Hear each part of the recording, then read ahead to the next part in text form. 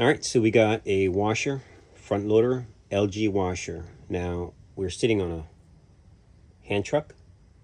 So what we're gonna do, we have our pedestal. Yes, different color.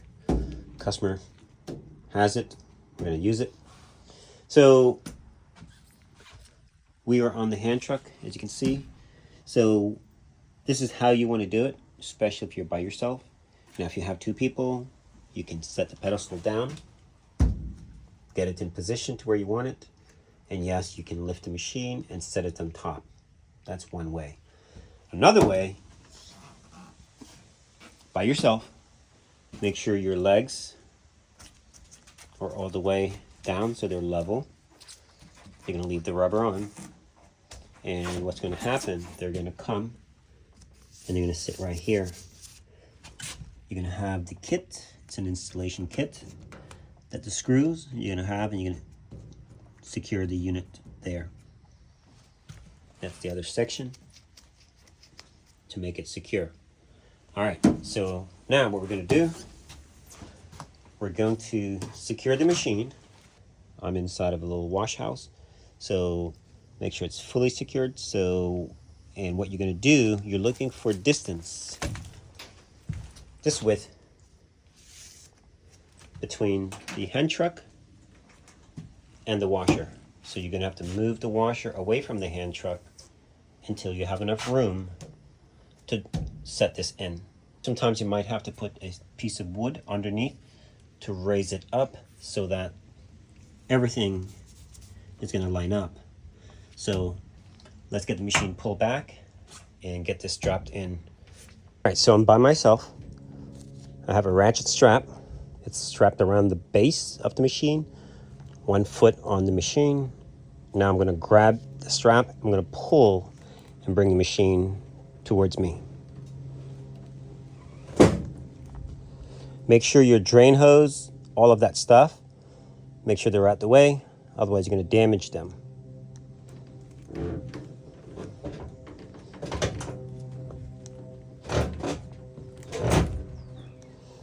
All right, let's go check and see. We might have to come some more. You can always go back up if you have to.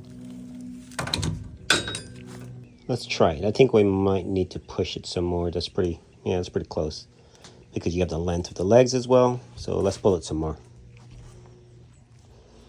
All right, that looks good. Don't forget to remove this. You do not want to leave this between them.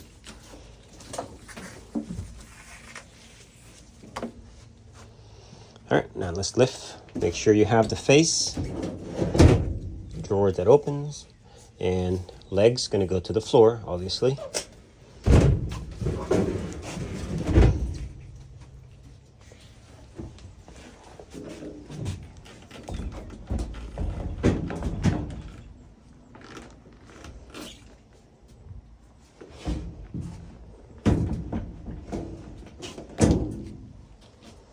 All right, we're a little tight still, guys.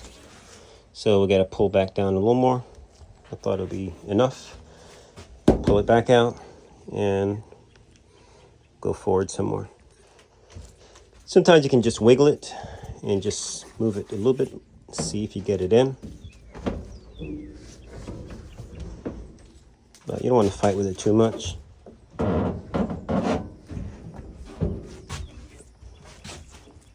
Again, this section has to go where the legs are.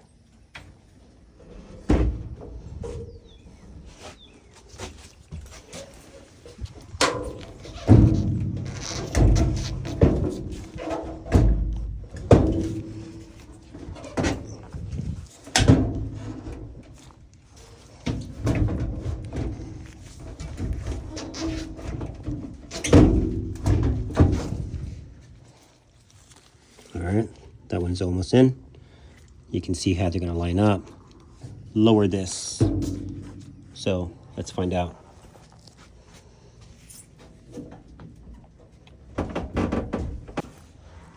There we go. All right. Now, yep. So that's the mounting hole. And this is the mounting hole. So we're going to do, our main thing is these have to line up. So we're going to go up with this. You might need to use either a piece of 2x4 or have someone lift and support it as you insert these screws. You're going to have 2 screws here and 2 at the bottom. All right, so let me get it supported first, and then we'll go from there. All right, so it's coming along. Our leg is where it's supposed to be.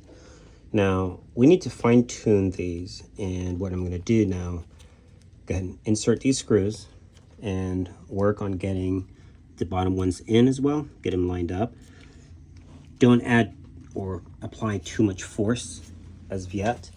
You want to make sure that this will have to be pushed up, but you want to at least start. If you don't start to get them in, then it's going to be very difficult to get them. Start at one side and then work your way around. All right, and these are going to be Phillips screws. Now that's the part number. I'll leave a link. And this unit, we already have them on there. So all we're going to be using, just the screws out of it. We don't need to remove the kit itself. It's the same kit. And they lock in. All right, we got one in. One more. And make sure they're nice and straight. You don't want to be putting them cross-threaded or leaning. That tells you that something is not. Now, don't over tighten, just kind of snug. You just want to keep it together. I'm going to move on down. We might have to use the strap. It's a large ratchet strap, and we're going to wrap it around, and we're going to basically ratchet it and squeeze it together. All right, let's do that. All right, so we got our strap. You can see the strap all the way down. And we're going to ratchet it just a couple times. All right, this is almost lined up. Sometimes you have to lift. Just a little slight movement. And this is Lynn, that's in. Yeah, he's actually in, perfectly lined up. There are the holes right there. Those are lined up. Just got to open the drawer. Look at that. And this side needs to go up. But let's get this first and get that first.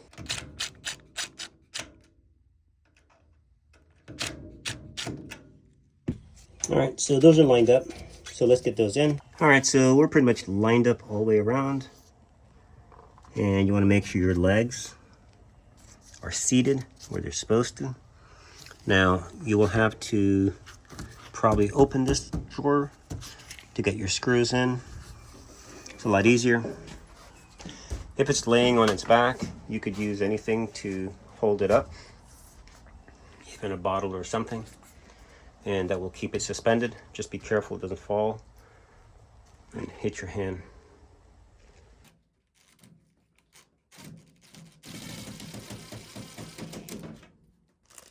I keep my screws in here so you don't lose them. So you pull them out as you need.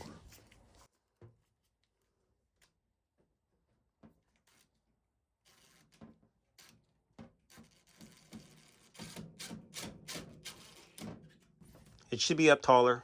What are you gonna do?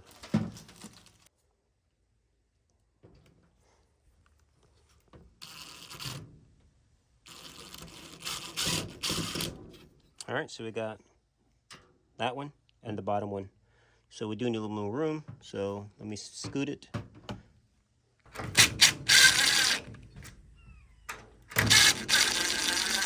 All right, so we're pretty much done. We're gonna stand it up and secure the rest of the screws, make sure they're nice and tight. So you can probably put the strap back around if you need help. It's always best when you have the strap securing it when you set it up, and it keeps things under control. All right, so the reason why you need a piece of wood, 2x4, the back of the machine sticks out, so you don't want the base to fall below. So this helps to compensate for that. Now we got 2 more, 1, 2, 4 more screws, and we're going to secure the rest of the screws, tighten them up, and we're done. Just got to get the machine back over there, connect the water for the customer, and we are done. What I like about this kit, they actually give you 2 extra screws. How cool is that? You know that sometimes one ends up in, you know,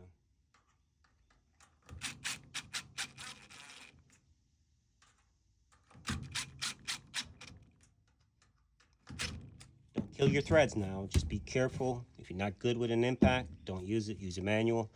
Get her done. All right. Make sure you secure your drain as you lay the machine back. Otherwise, you'll damage it, you'll crush it, and you'll have to call somebody like me or watch one of my videos. All right, guys. Quick tip.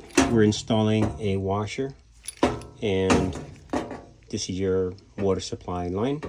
Now, if you notice, it has an elbow, and you want to make sure you connect this side to the washer, okay? And this is going to allow the washer to be pushed in as close as possible versus not. All right, they are labeled red for hot, so make sure you follow that.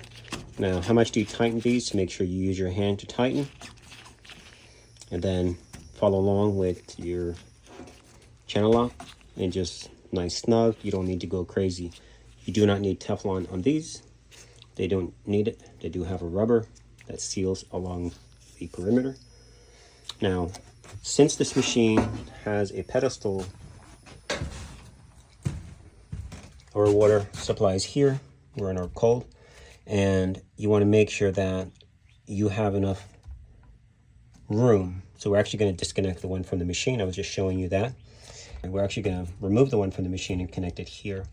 And as we push the machine in, that'll give us enough room to connect our hose, and then we can slide the machine back. So this is a gas machine. He's going to need another thing. This was set up for an electric, as you can see. So customer will have to install another outlet for that. So, or you can get an adapter, by the way. Half of that is 110 or 120. So you can still pretty much use that, just so you know. All right, so let's get this tightened and get the machine in and secure the drain, which is right there. All right, so this part of the insulation, you want to be super careful now. If you look down here, you won't be able to tell on yours, but most homes now are going to have CPVC. Everything's plastic. So you want to be really careful. When you tighten, you're not going to be going crazy, and you also want to hold the top as a support so you don't put too much stress snapping that. So you got to be super careful.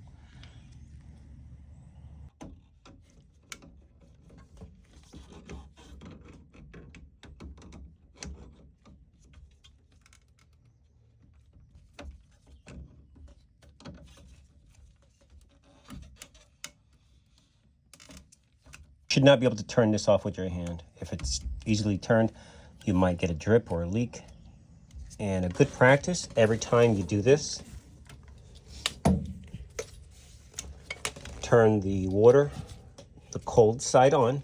I don't know if water's on here, I don't know. But we're gonna turn it on and see. And what you're doing, you're flushing any contaminants that might have been caught in, basically cleaning it out. Okay. All right, next side. All right, so we're done. Double check always before you actually push your machine back. Get a piece of tissue, or you can stick your finger. Verify that you don't have any drips. Sometimes drips will take a while before they show up.